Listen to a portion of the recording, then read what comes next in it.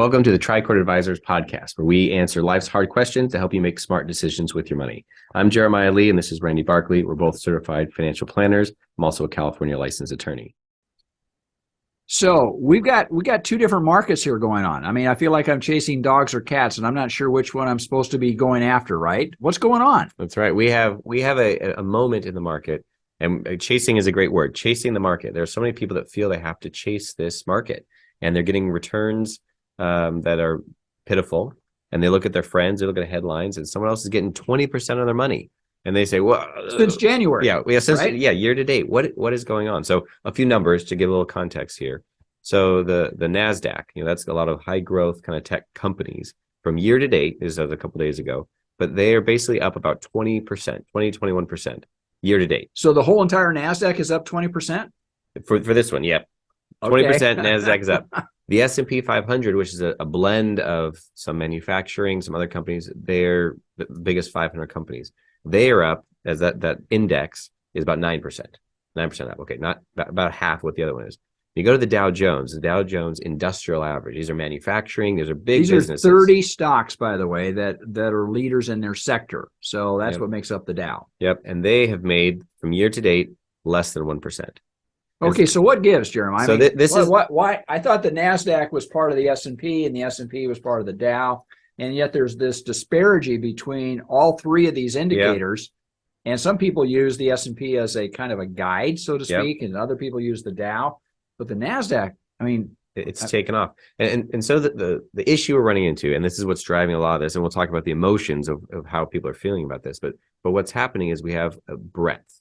Not your breath, but your breadth. How wide it is. I think the market's got bad breath. I mean, right. Yeah, that's right. Bad breadth here of basically saying, instead of all companies kind of moving together as they would historically, the economy is doing well, the economy is doing poorly, we have some standouts. We have a couple of companies who are doing great, and we have a lot of other companies, pretty much everyone else, is doing pretty poorly. So more than a couple companies, we've got 8 outstanding performers, right? Yep. So, Apple, Google, NVIDIA, some of these others. Yep. They are, Amazon's in there also, but there's 8 companies that are dominating the performance. Yep. And the reason here isn't just that they're doing well. They are, and that's part of it.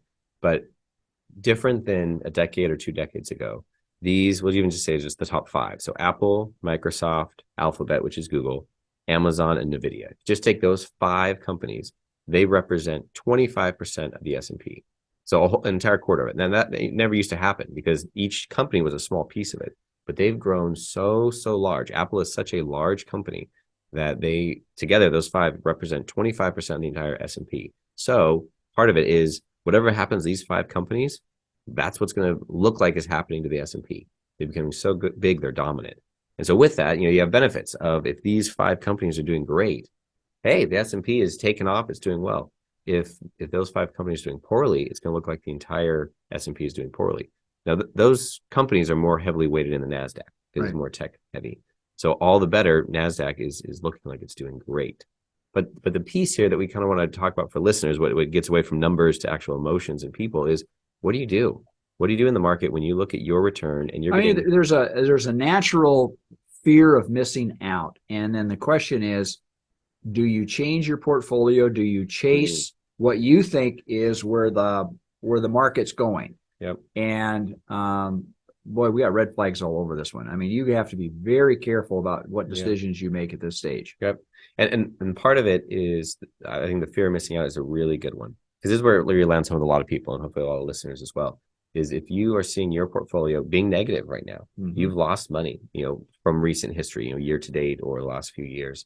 And you hear about a friend or you see on the radio that other people are making these great amounts, you feel behind. You feel maybe embarrassed even that you didn't do the right things or you don't have the right people. You feel you're never going to make it. Your retirement, it just all of a sudden became out of reach because look what everyone else is doing. I'm missing out. I'm falling behind. I'm not going to survive this. And that's kind of where I want to bring the conversation a little bit is what do you do in that moment? And some of the I guess unhealthy items that are people's very natural responses are kind of to double down or to throw a Hail Mary pass to say, oh, I got to buy Tesla. Look how good it's doing. I got to buy it. I got to buy Facebook. Facebook is up almost 100% since January 1st.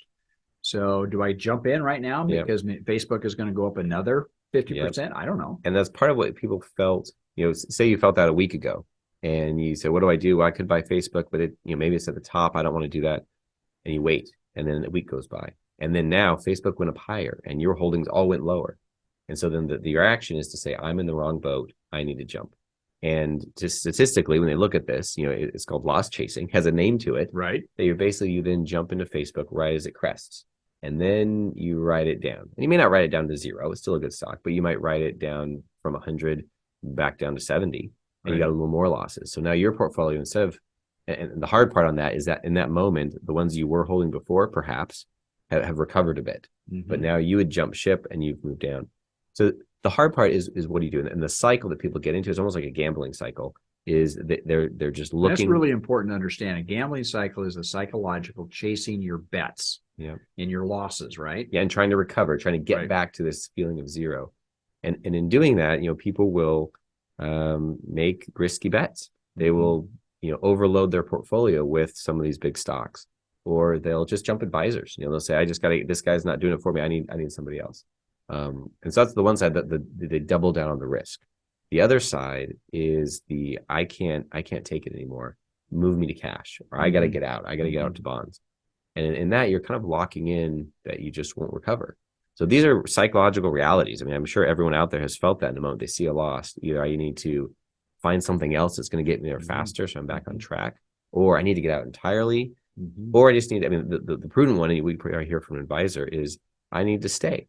I need to sit in this moment, and I need to stay with these stocks, knowing that they're good, valuable stocks for the future. But that's hard. It's a hard one. We talk about stories. We have a client not too long ago that came over that was leaving the old advisor because they lost a lot, and they lost a lot in these tech stocks. And had they stayed, would they have recovered? Maybe. Had they stayed, would they have fallen further? Maybe. Going back to that moment, we didn't know what the future was going to be, and neither did they. And so they made a choice to say, okay, I can't.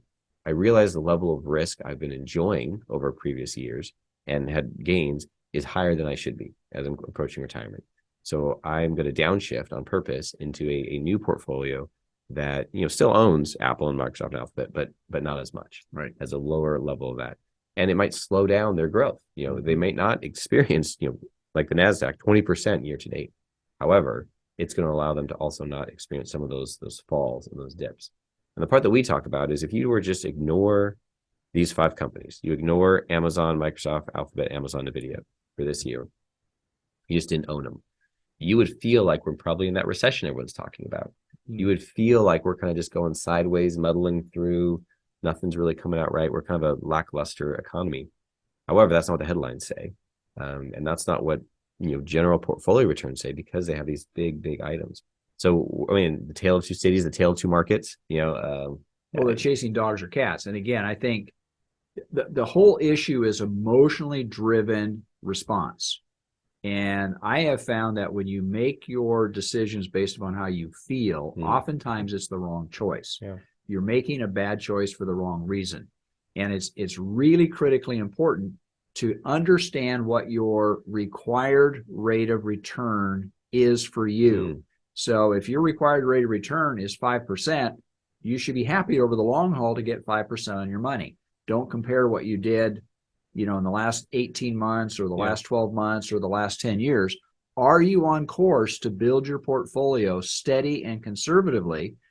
And you concentrate your selections to a very few number, which is what's happening here. Yeah. This, by the way, this has been like 45 years since this has happened. This is a very unusual anomaly that's going on in the stock market right now. Where the breadth is this far apart. Right. Where there's a few companies doing so well and everyone else is doing so poorly. And the general economy is almost like it's in a pause. If you take these stocks out of the portfolio mix, the general economy is kind of in a pause. Yep. And a lot of what's driving these stocks is artificial intelligence. It's kind of like the new buzz thing on the market, so to speak. And these companies are a big deal. But you look at NVIDIA. Now, NVIDIA is coming out with earnings. And I think, again, if I look at their price to earnings ratio, it's over 100. And if you look at that in relationship to the standard, the Dow, it's like 17. So does that mean that NVIDIA is that much better than some of these other stocks? And I question the rationale behind it, I guess. Well, and then the comment about AI, a lot of these companies are not so much that AI is picking them for people necessarily, but rather they're investing in these technologies to improve their futures. And it could be a future where we have, some really high flyers companies that are just so much more value than everybody else. But at the end of the day, someone's got to make things, someone's got to make stuff. And it's a hard moment. And some people will look at this and say, the world is different, and that's the risk always, is to say the world is different. It'll never be like it was. The other risk is to say, no, this is what happened before. It'll be exactly like that. Both those are wrong. I mean, I think you have a sense to say we can learn from what happened before. There's general principles, but also the world is slightly different than it was before. But to say that these 5 companies or the top chunk are so valuable, and these other companies have no value, is interesting. And I think the part that's useful is this current market we're in. People have talked about the recession over and over again for the last 2 years, probably. And it's the most predicted. We've talked about this on the radio. This is the most predicted recession I've ever seen. I've ever heard about. Everyone knows it's coming. Everyone sees it. Everyone looks at it. And the question we asked months ago is, what does that mean? Does that mean that it's worse? Does that mean that we skip it? Does that what does it actually do when everyone's anticipating it? And one item that might be is that we have a recession in parts of the market. We don't have a recession in other parts of the market. And there's some people that say, it's a sector by sector, it's kind of rolling through the market. But I'm not seeing a whole lot of rolling. There's a lot of areas that are just not doing great and haven't done super great, but it's hidden. And so maybe it's a hidden recession. Maybe that's a good way to say it. And so one idea is to look back and say, well, what if I was only in these 5 stocks? That would have been the best. And maybe it would have been. But you would have also gotten these stocks last year were down 45, almost 50%. Yep. So are they? I mean, imagine that, right? Someone who's approaching retirement and says, I want to be a benefit of these 5 stocks. I think they're so good. They dominate the market and they invest in them. And then they lose 50%. That changes your retirement date. That changes your future. And emotionally, it's difficult for people to hang on to that kind of loss. I mean, you have to strap into your seat and ride it. And it's a really difficult ride. So we're going to continue our conversation about what's going on in the market and the breadth that's really not there. The market right now has bad breath. So stay tuned. We're going to tell you what we think how you should be approaching this marketplace.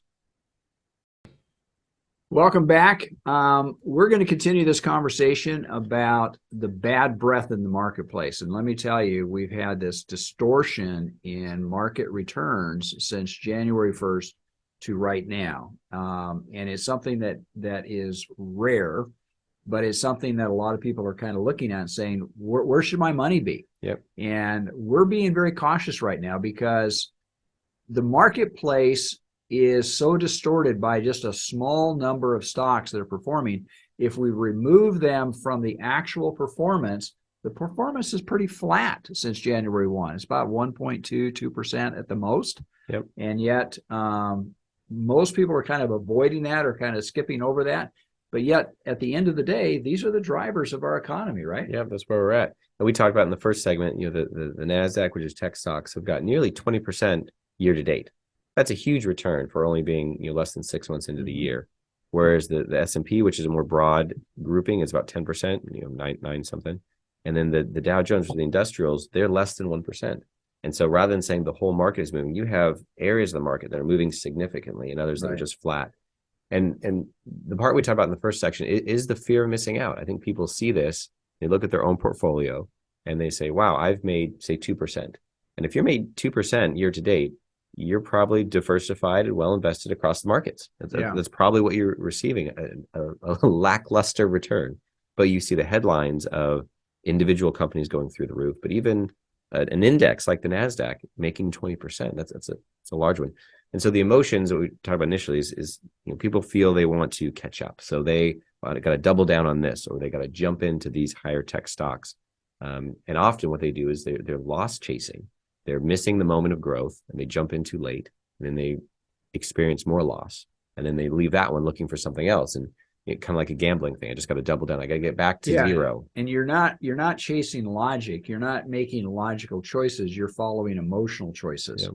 And in the timeline that I've been in this business and the 40 plus years that I've worked with the economy, worked with clients on helping to establish a portfolio that is sustainable for the long run, these events have occurred. I mean, I've seen them historically, and I'm no different than anybody else. And when it occurs, your emotions get kind of driven. You know, am I making the right choices? Are we doing the right thing?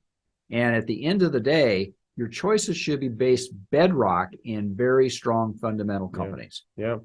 And we're going to talk a little bit. What do you do with that? What do you do with those emotions? Like, do better is what people feel. You know, I just have to do better. How am I going to do that?